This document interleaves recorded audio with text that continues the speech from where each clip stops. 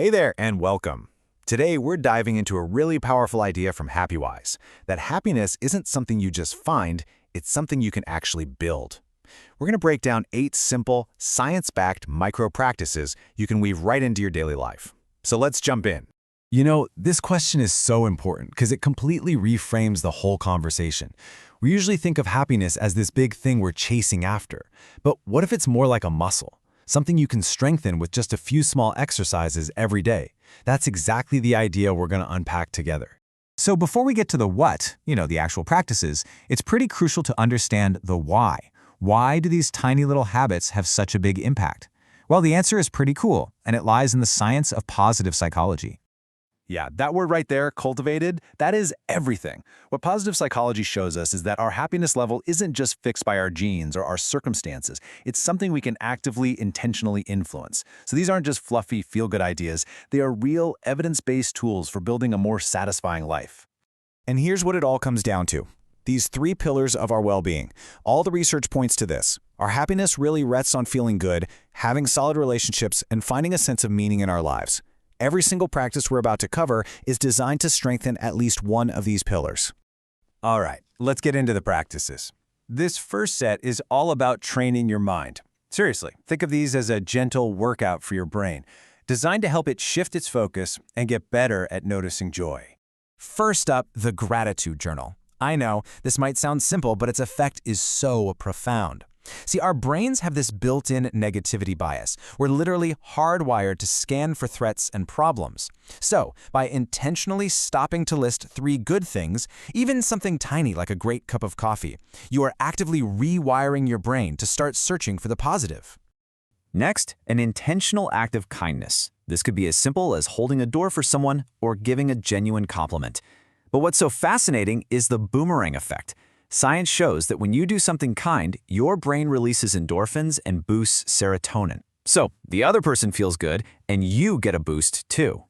Practice number 3 is savoring.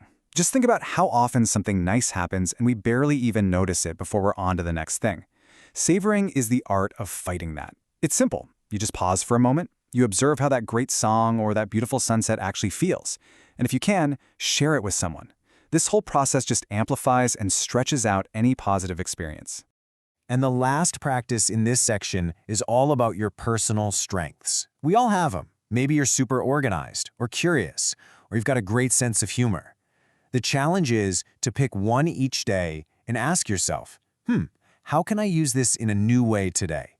This connects you to a feeling of being authentic and capable, which is a huge piece of well-being. Okay, so we've worked on training the mind. Now let's talk about action. These next 4 practices are all about building happiness through what we actually do, and, so importantly, how we connect with others. This practice is a perfect bookend to your day. And it's a little different from gratitude, because here you're looking at your own successes and what you've learned. This helps reinforce what works for you and builds this amazing self-awareness, so you can really start to see what makes you happy and successful. Now, before we get to the next practice, let's just pause on this for a second. Decades of research have shown, again and again, that the quality of our relationships is maybe the single biggest predictor of our happiness and well-being. It's not just a nice to have, it's absolutely fundamental. So, how do we build those strong ties? Well, it doesn't take these huge, grand gestures.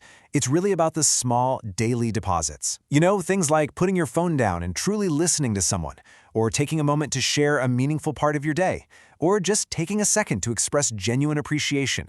These small moments are the bedrock of really strong connections. Next up, micro goals. Feeling like you're making progress is such a powerful driver for us, but big goals can be completely overwhelming, right? The key is to just break them down. Define one small, totally manageable step you can take today. I'm telling you, checking that little thing off the list creates so much momentum and proves to yourself that you're moving forward. And for our final practice, we've got this wonderfully calming image. In our crazy, busy, distracted world, just being present can feel like a superpower. This last micro practice is all about finding one of those moments to just ground yourself and hit reset. And guess what? It only takes 2 minutes. That's it. You just pause. Start by simply noticing your breath. Then bring your awareness to your body. Maybe feel your feet on the floor. And finally, just notice the sounds and sensations around you without judging them. It's such a simple anchor to the present moment that can calm everything down. So we've covered 8 different practices. But the real magic happens when you see how they all start to weave together to create this stronger, more resilient foundation for your overall well-being. So why do these little things work so well? It's because they're targeting the very levers of our happiness.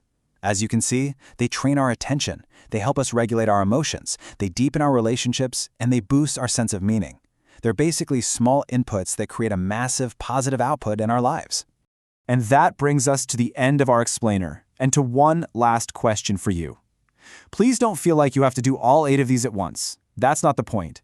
The goal is intentional well-being, not another thing to feel stressed about. So, just looking at this list, which single practice will you try today?